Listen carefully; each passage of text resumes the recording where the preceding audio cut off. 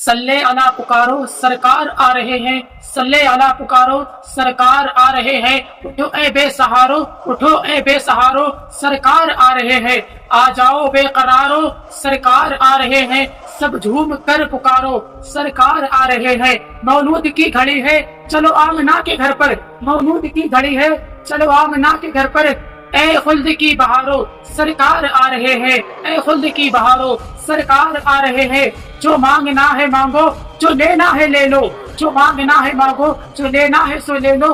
दुनिया के ताजदारों सरकार आ रहे हैं, दुनिया के ताजदारों सरकार आ रहे हैं। सरकार तो जहाँ की ताजीम लाजमी है, सरकार तो जहाँ की ताजीम लाजमी है।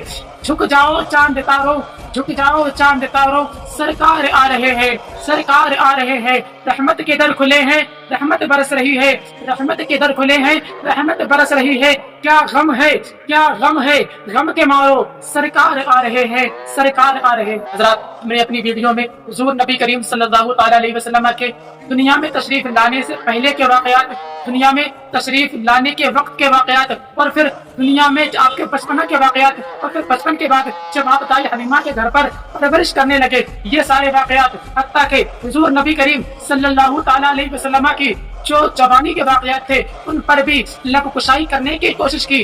अल्लाह का शुक्र है कि हमने थोड़े थोड़े वाकयात आपके सामने पेश किए, लेकिन हम आपके सामने हुजूर नबी करीम सल्लल्लाहु अलैहि वसल्लम पर जो पहली वही नाजिल हुई, उसके बाद अल्लाह तबारक व तआला ने अपने महबूब अकरम नूर मुजस्सम सल्लल्लाहु अलैहि वसल्लम को जो नबुव्वत ऐलान नबुव्वत का हुक्म दिया, उसके बारे में गुफ्तगू करेंगे। जब मेरे आकाए कायनात सरवर आलम सल्लल्लाहु अलैहि वसल्लम की उम्र शरीफ जब तकरीबन 40 साल की हो गई, यानी जब 40वां साल शुरू हुआ, अचानक मेरे आका अलैहिस्सलातु वस्सलाम की जिंदगी में अलग अलग अजीबो गरीब वाकयात रूनुमा हुए। उनमें से कुछ वाकयात ये है कि मेरे आका अलैहिस्सलातु वस्सलाम खिलवत पसंद यानी तन्हाई इख्तियार करने लगे। मेरे आका अलैहिस्सलातु वस्सलाम अल्लाह तबारक व तआला की चीजों का मुशाहिदा करने लगे। मेरे आका कायनात सरवर आलम सल्लल्लाहु अलैहि वसल्लम अल्लाह तबारक व तआला की कायनात और उसकी जो उसने जो सारी चीजें पैदा की है, इन सब पर गौर व फिक्र करने लगे। आप अपनी कौम के बिगड़े हुए हालात के बारे में सोचो फिक्र में रहने लगे। हत्ता के एक मर्तबा मेरे आका अलैहिस्सलातु वस्सलाम इसी गरज से आप मक्का से तकरीबन 3 मील के फासले पर एक जबले हिरा के नाम से एक पहाड़ है, उस पहाड़ के सबसे ऊपर एक गार है जिसको तारीख इस्लाम गार हिरा के नाम से याद करती है। जब मेरे आका अलैहिस्सलातु वस्सलाम गार हिरा में जाकर अल्लाह तबारक व तआला की इबादत करने लगे, अल्लाह तबारक व तआला की जब इबादत करने लगे, आप कई दिनों तक उस जगह पर रहते। हत्ता के आपका जब खाना पानी खत्म हो जाता तब आप गार हिरा से तशरीफ लाते, अपने घर पर चले जाते। कभी कभी ऐसा होता कि हज़रत खदीजतुल कुबरा गार हिरा पर जाते थे और मेरे आका कायनात सरवर आलम सल्लल्लाहु अलैहि वसल्लम को खाना पानी देकर के आती थी। एक मर्तबा मेरे आका कायनात सरवर आलम सल्लल्लाहु अलैहि वसल्लम गार हिरा में अल्लाह तबारक व तआला की इबादत में मशगूल थे कि अचानक एक फरिश्ता आपके सामने रूनुमा होता है। जैसे ही वो आपके सामने ज़ाहिर हुआ, वो हज़रत जिब्राइल अलैहिस्सलाम थे, जो और नबियों के पास यानी हुजूर के अलावा तमाम नबियों के पास अल्लाह तबारक व तआला का पैगाम लेकर के जाते थे। जब हज़रत जिब्राइल अलैहिस्सलाम मेरे आका कायनात सरवर आलम सल्लल्लाहु अलैहि वसल्लम के पास हाजिर हुए, मेरे आका अलैहिस्सलातु वस्सलाम से अर्ज करने लगे कि या रसूल अल्लाह पढ़िए। मेरे आका अलैहिस्सलातु वस्सलाम ने फरमाया कि मैं पढ़ने वाला नहीं। हज़रत जिब्राइल ने अपने सीने से लगाया और कहा कि पढ़िए। मेरे आका ने फरमाया कि मैं पढ़ने वाला नहीं। हत्ता के हज़रत जिब्राइल ने तीसरी मर्तबा मेरे आका कायनात सरवर आलम सल्लल्लाहु अलैहि वसल्लम को अपने सीने से पूरी ताकत जोर के साथ जब चिमटाया तो मेरे आका अलैहिस्सलातु वस्सलाम को छोड़कर कहने लगे पढ़िए। मेरे आका अलैहिस्सलातु वस्सलाम ने पढ़ना शुरू किया। यही वो आयतें थी जो अल्लाह तबारक व तआला की तरफ से हज़रत जिब्राइल के जरिए मेरे आका कायनात सरवर आलम सल्लल्लाहु अलैहि वसल्लम पर वही की सूरत में नाजिल हुई। और फिर जब ये आयतें मेरे आका कायनात सरवर आलम सल्लल्लाहु अलैहि वसल्लम ने पढ़ी, आपको एकदम जिस्म में लर्जा तारी हो गया, कभी बनने लगी, बुखार तेज होने लगा, आपका जिस्म गर्म पड़ने लगा। मेरे आका कायनात सरवर आलम सल्लल्लाहु अलैहि वसल्लम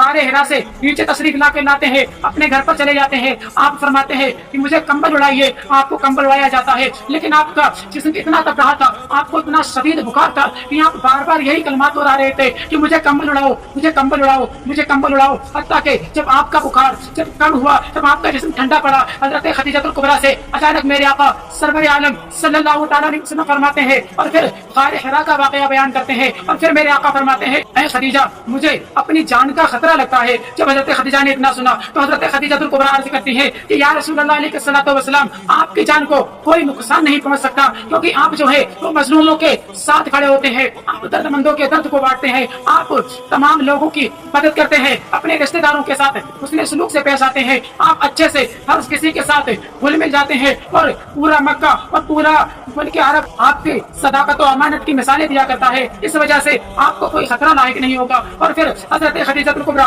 میرے آقا کائنات سرور عالم صلی اللہ تعالیٰ علیہ وسلم کو لے کر اپنے چچا زاد بھائی ورقہ بن نوفل کے پاس چلی جاتی ہیں.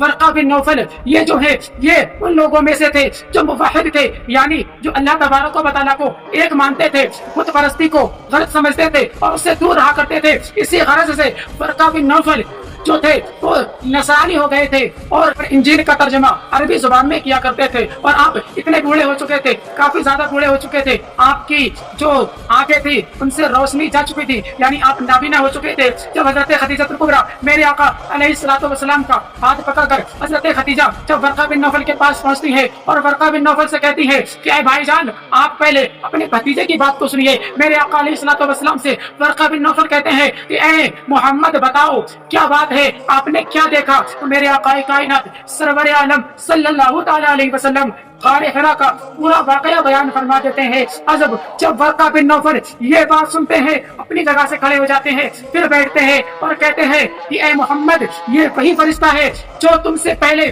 تمام نبیوں کے پاس، یعنی جن کے پاس اللہ نے اپنے پیغام بھیجے، جس فرشتے کے ذریعے بھیجے، یہ وہی فرشتہ ہے جو ہر نبی کے پاس اللہ کی طرف سے پیغام لے کر کے جاتا تھا. اور جب میرے آقا علیہ الصلوۃ والسلام نے اتنا سنا اور پھر ورقہ بن نوفل کہتے ہیں اے محمد کاش میں اس وقت تندرست ہوتا جب تم اعلان نبوت کرو گے اور تمہاری پوری قوم ظلم و ستم کرے گی. پھر کہتے ہیں کاش میں اس وقت زندہ ہوتا جب تمہاری قوم تمہیں اپنی بستی سے نکال دے. میرے آقا علیہ الصلوۃ والسلام اس کے بعد وحی کی تلاش میں رہتے ہیں، اس کے بعد وحی کی تلاش میں رہتے ہیں. اچانک ایک مرتبہ میرے آقا کائنات سرور عالم صلی اللہ تعالیٰ علیہ وسلم کسی غرض سے اپنے گھر سے نکلے، راستے میں جا رہے تھے. اچانک کسی آواز دینے والے نے آپ کو آواز دی اور کہا یا محمد. جب میرے آقا کائنات سرور عالم صلی اللہ تعالیٰ علیہ وسلم نے پیچھے مڑ کر دیکھا تو کیا دیکھا کہ ایک شخص جو اپنی کرسی ڈالے ہوئے بیٹھا ہے اور اس کی کرسی آسمان سے لے کر زمین تک،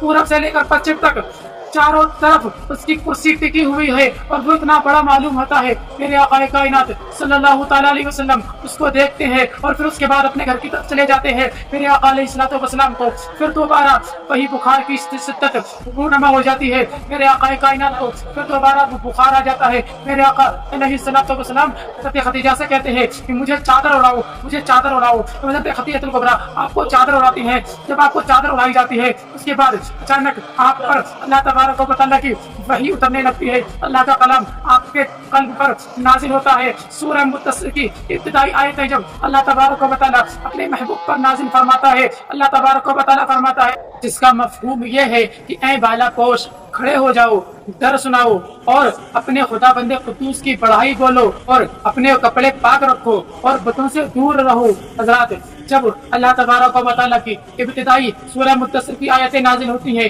اور پھر میرے آقا علیہ الصلوۃ والسلام کو اللہ کی طرف سے تبلیغ اسلام کا ایک منصب مل جاتا ہے اور پھر میرے آقا علیہ الصلوۃ والسلام اپنے جو لوگ قریبی تھے ان کو اللہ تبارک و تعالیٰ کا یہ پیغام سنانے لگتے ہیں. جب ہم تاریخ اسلام پڑھتے ہیں تو ہمیں پتہ چلتا ہے کہ ورقہ بن نوفل نے جو کہا تھا کہ آپ کو آپ کی قوم نکال دے گی اور پھر تاریخ نے ایسے ہمیں رونما واقعات سے روبرو کرایا جن کو پڑھنا جن کو سننا ہر کسی کے بس کی بات نہیں. جس کو پڑھ کر جس کو سن کر ہماری آنکھوں سے آنسو آ جاتے ہیں. وہ سارے واقعات میرے آقا کائنات سرور عالم صلی اللہ تعالی علیہ وسلم نے اپنے اوپر جھیلے تھے. ذرا سوچو اس وقت کا حال کیا رہا ہوگا جب میرے آقا علیہ الصلوۃ والسلام کی عمر شریف جب 40 برس کی ہوئی. اس کے بعد میرے آقا کی قوم نے میرے آقا پر ظلم و ستم کے پہاڑ توڑے ہوں گے. جب میرے آقا علیہ الصلوۃ والسلام کو جب ان کے شہر سے نکالا گیا ہوگا اس وقت کے میرے آقا علیہ الصلوۃ والسلام پر کس طرح سے ظلم و ستم کے پہاڑ توڑے ہوں گے. علیہ الصلوۃ والسلام نے کس طرح سے اللہ کی بارگاہ میں صبر کا امتحان دیا ہوگا. ان تمام واقعات کو ہم اپنی آگے کی ویڈیو میں